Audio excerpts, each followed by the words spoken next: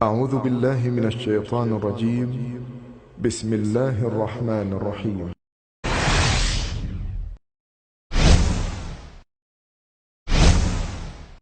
ابراہیم علیہ السلام نے لوگوں کے ساتھ عیدگاہ جانے سے انکار کیا اور عذر پیش کیا کہ وہ بیمار ہیں۔ وہ لوگ آپ کو چھوڑ کر چلے گئے۔ بعد میں ابراہیم علیہ السلام ان بتوں کے پاس گئے، پھر پوری قوت سے دائیں ہاتھ سے کلہاڑا مار کر ان کے ٹکڑے ٹکڑے کر دیے، لیکن بڑے بت کو چھوڑ دیا تاکہ سب اسی کی طرف رجوع کریں۔ تمام چھوٹے بتوں کو توڑ کر کلہاڑا اس بڑے بت کے کندھے پر رکھ دیا۔ مشرکین میلے سے لوٹے تو دیکھا ان کے سارے معبود اوندھے منہ ٹوٹے پھوٹے پڑے ہیں، ان کے تمام معبودوں کو توڑ دیا گیا تھا۔ وہ حیران رہ گئے کہ یہ کیسے ہو گیا، کس نے کیا؟ کہنے لگے یہ کام کس ظالم کا ہے، اس نے ہمارے معبودوں کی توہین کی ہے۔ اس وقت جن لوگوں نے ابراہیم علیہ السلام کا وہ کلام سنا تھا انہیں ان کا خیال آ گیا۔ کہنے لگے وہ نوجوان جس کا نام ابراہیم ہے اسے ہم نے اپنے بتوں کی مذمت کرتے سنا ہے۔ اللہ کی قدرت کہ ابراہیم علیہ السلام کا جو مقصد تھا وہ خود بخود پورا ہو رہا تھا۔ قوم کے لوگ مشورہ کر رہے تھے کہ سب کو جمع کرو اور اسے بلاؤ، پھر اسے سزا دو۔ چنانچہ تمام اہل باطل چھوٹے بڑے جمع ہو گئے، کارروائی شروع ہو گئی۔ کہنے لگے اے ابراہیم، ہمارے معبودوں کے ساتھ یہ لغو حرکت تو نے کی ہے۔ ابراہیم علیہ السلام نے جواب دیا، یہ کام تو اس بڑے بت کا ہے، مجھ سے کیوں پوچھتے ہو؟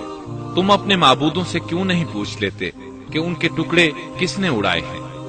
ابراہیم علیہ السلام کا جواب سن کر وہ سب سوچ میں پڑ گئے، پھر کہنے لگے ہم نے بڑی غلطی کی، اپنے معبودوں کے پاس کسی کو حفاظت کے لیے نہیں چھوڑا۔ اس قدر واضح بات محسوس کر کے بھی وہ ظالم ایمان نہ لائے، بلکہ شیطان نے ان کے دلوں میں وسوسہ ڈالا اور انہوں نے غور و فکر کر کے کہا، اے ابراہیم، کیا تمہیں علم نہیں، یہ تو بے زبان ہیں، یہ بول نہیں سکتے۔ اب ابراہیم علیہ السلام نے فرمایا، تب پھر تم اللہ کے سوا اس چیز کی عبادت کرتے ہو جو تمہیں کچھ بھی نفع نہ دے سکے اور نہ نقصان پہنچا سکے۔ تعجب ہے تم پر اور ان پر بھی جنہیں تم اللہ کے سوا پکارتے ہو، کیا تم میں بالکل عقل نہیں؟ اس طرح ابراہیم علیہ السلام نے ان پر حقیقت خوب اچھی طرح واضح کر دی۔ ان سے فرمایا تم ان کی پوجا کرتے ہو جن کو تم خود تراشتے ہو، یعنی ان کا حال تو یہ ہے کہ تم نے ان کو خود اپنے ہاتھوں سے تراشا اور ان کی عبادت کرنے لگے، جبکہ تمہیں اور تمہاری بنائی ہوئی چیزوں کو اللہ ہی نے پیدا کیا ہے۔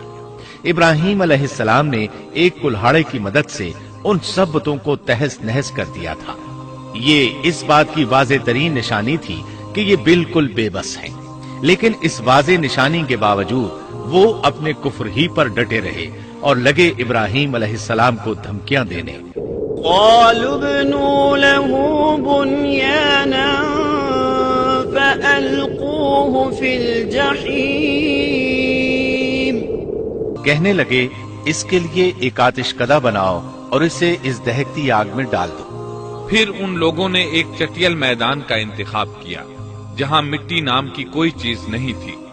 اس میدان کو پتھروں کی باڑ کے ساتھ گھیر دیا گیا۔ پھر سب لوگوں کو حکم دیا گیا کہ وہ لکڑیاں جمع کر کے اس گھیری ہوئی جگہ میں رکھیں۔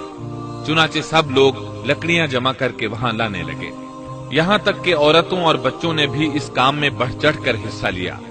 میدان میں اتنی لکڑیاں جمع ہو گئیں کہ زمین نظر نہیں آتی تھی۔ یہ لکڑیاں زمین پر ایک اونچی دیوار محسوس ہوتی تھی۔ پھر ان لکڑیوں کو آگ لگائی گئی۔ جب آگ کے شعلے آسمان سے باتیں کرنے لگے تو انہوں نے ابراہیم علیہ السلام کو آگ میں ڈالنے کے لیے ایک جھولا تیار کیا۔ اس میں سیدنا ابراہیم علیہ السلام کو رکھا گیا۔ اس وقت آپ نے یہ دعا پڑھی، حسبنا اللہ ونعم الوکیل۔ ہمیں اللہ کافی ہے اور وہی بہترین کارساز ہے۔ یہ کلمہ ہر محتاج اور مصیبت زدہ کو پڑھنا چاہیے۔ بخاری میں ہے، رسول اللہ صلی اللہ علیہ وسلم نے فرمایا، حسبنا اللہ ونعم الوکیل ابراہیم علیہ السلام نے اس وقت فرمایا تھا جب انہیں آگ میں پھینکا جانے لگا تھا۔ مطلب یہ کہ ہم اللہ ہی پر بھروسہ کرتے ہیں، اس کے سوا ہمارا کسی پر بھروسہ نہیں۔ بعض روایات میں یہ بھی ہے کہ جب ابراہیم علیہ السلام کو آگ میں ڈالا جانے لگا تو جبریل علیہ السلام آئے اور کہا، اے ابراہیم، کوئی حاجت ہے تو میں حاضر ہوں۔ ابراہیم علیہ السلام نے فرمایا، اگر تم اپنی مرضی سے آئے ہو تو مجھے تمہاری کوئی ضرورت نہیں۔ ایک دوسری روایت میں ہے کہ بارش کے فرشتے نے حاضر ہو کر کہا تھا، اے ابراہیم، مجھے حکم دیجئے میں بارش برسا کر اس آگ کو بجھا دوں۔ لیکن ایسی تمام روایات ضعیف ہیں۔ یوں بھی اللہ کا حکم ان سے پہلے کام کرنے والا تھا۔ اللہ تعالیٰ سورہ انبیاء آیت 69 اور 70 میں فرماتے ہیں، قلنا يا نار كوني بردا وسلاما على إبراهيم وأرادوا به كيدا فجعلناهم الأخسرين۔ ہم نے کہا، اے آگ ابراہیم پر ٹھنڈی ہو جا اور سلامتی والی ہو جا۔ گو انہوں نے ابراہیم کا برا چاہا لیکن ہم نے انہیں ہی نقصان پانے والا کر دیا۔ چنانچہ جب ابراہیم علیہ السلام کو آگ میں ڈالا گیا تو وہ ٹھنڈی ہو گئی۔ ابن عباس رضی اللہ عنہما فرماتے ہیں، اگر اللہ تعالیٰ آگ سے یہ نہ فرماتے کہ سلامتی والی ٹھنڈی ہو جا تو وہ اس قدر سرد ہو جاتی کہ اس کی ٹھنڈک سے تکلیف محسوس ہوتی۔ گویا آگ بھی اللہ کے حکم کے بغیر نہیں جلا سکتی، چھری اللہ کے حکم کے بغیر نہیں کاٹ سکتی، اس لیے کہ یہ بھی اللہ کی مخلوق ہیں اور ان کی قدرت بھی اللہ کے پاس ہے۔ وہ چاہے تو ان کو قدرت عطا کر دے، چاہے تو قدرت واپس لے لے۔ آگ کو ٹھنڈا ہونے کا حکم ہوا، وہ ٹھنڈی ہو گئی۔ اس نے نہ ابراہیم علیہ السلام کے کپڑے جلائے، نہ جسم کے کسی حصے کو کوئی نقصان پہنچایا، صرف وہ رسیاں جلائیں جن سے آپ کو باندھا گیا تھا۔ سبحان اللہ۔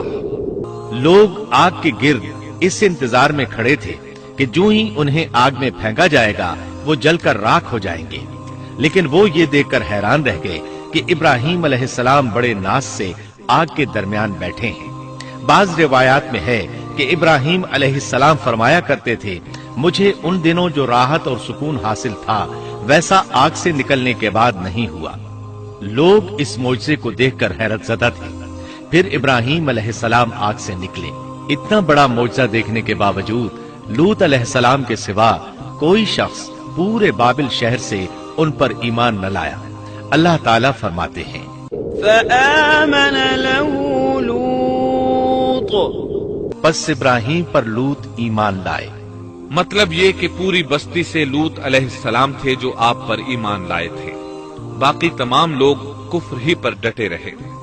ابراہیم علیہ السلام ان کا رویہ دیکھ کر نا امید ہو گئے کہ اس سے بڑھ کر یہ کون سا معجزہ دیکھنا چاہتے ہیں۔ ان کے بتوں کو توڑ دیا گیا، اپنی آنکھوں سے اللہ کی نشانی ان لوگوں نے دیکھی، پھر بھی یہ ایمان نہیں لائے، چنانچہ آپ نے وہاں سے ہجرت کا ارادہ فرما لیا۔